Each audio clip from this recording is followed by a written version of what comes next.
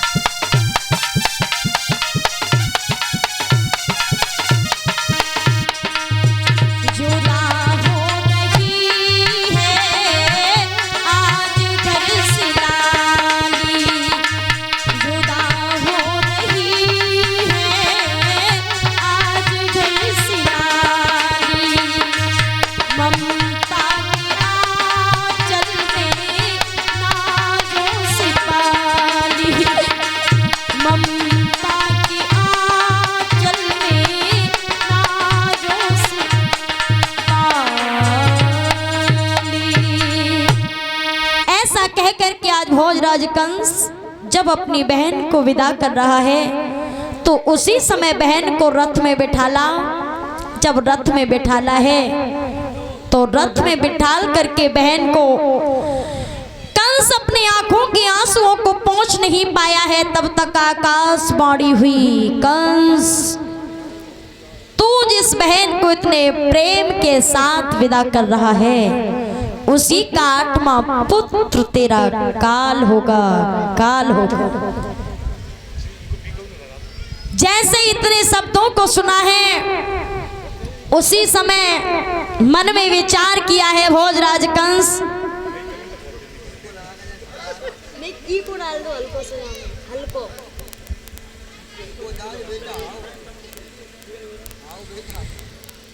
भोजराज कंस ने जैसे ही निहारा है उसी समय फटी फटी आंखों से देखने लगा। ये आवाज मैंने क्या सुना, ये आवाज कहां से आई? फिर आवाज आई है, एक कंस जिस बहन को तू इतने प्रेम से विदा कर रहा है उसी का 8वां बेटा तेरा काल होगा, काल होगा, काल होगा। जैसे इतने शब्दों को सुना भोजराज कंस समझ गया ये बहन मेरा 8वां काल उत्पन्न करने वाली है।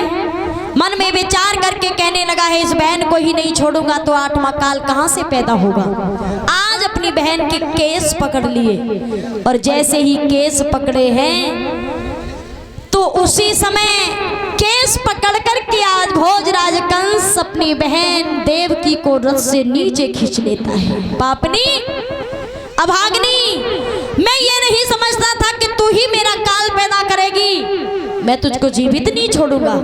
आज तलवार निकाल ली और जैसे ही तलवार निकाली है हाथ उठा करके चीख करके कहने लगा है भोजराज कंस कि तू बहन नहीं दुश्मन मेरी, और तू मेरा काल उड़ाएगी।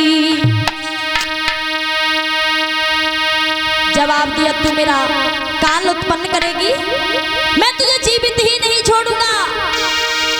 कि तू बहन नहीं दुश्मन मेरी, और मैं तेरा शीश उतारूंगा, तू मेरा काल उगाएगी, और इसलिए जान से मारूंगा।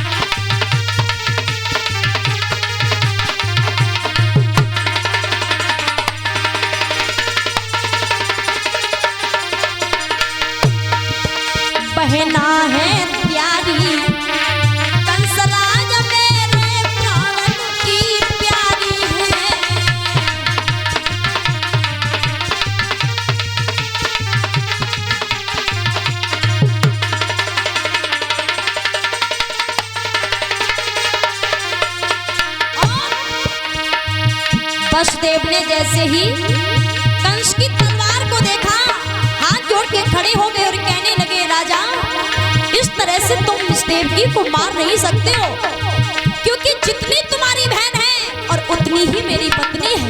मैंने इसके साथ में 7 फेरे ले लिए, अब जीने और मरने की कसम मैंने अग्नि को साक्षी मान करके खा ली, अब इसको मैं मरने नहीं दूंगा अपने जीते जी। जैसे इतने शब्दों को कहा, मैं शपथ उठा के कहता हूँ अपना प्रण पूर्ण निभाऊंगा, जो लाल देवकी के होगा मेरे प्यारे हाथ कहाऊंगा।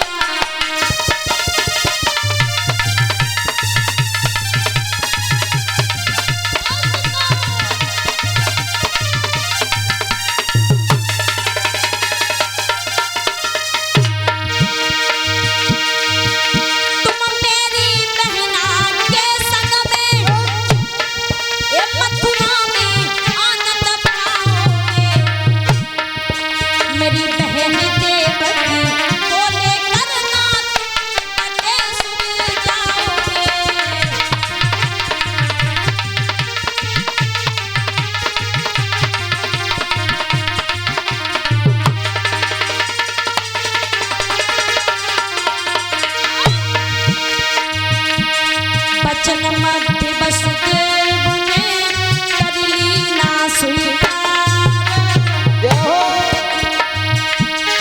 मथुरा में रहने लगे पत्नी और भरता।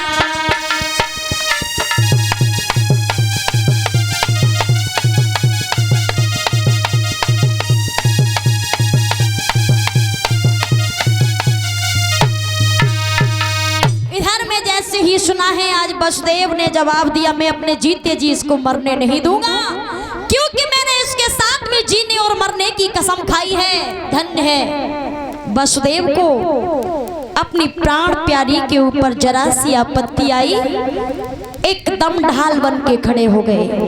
प्रत्येक पति को ऐसा ही रहना चाहिए। पत्नी के ऊपर अगर कोई संकट आए, मुसीबत आए, तो उसकी मुसीबत को ढाल बनकर के अपने ऊपर ले लेना चाहिए।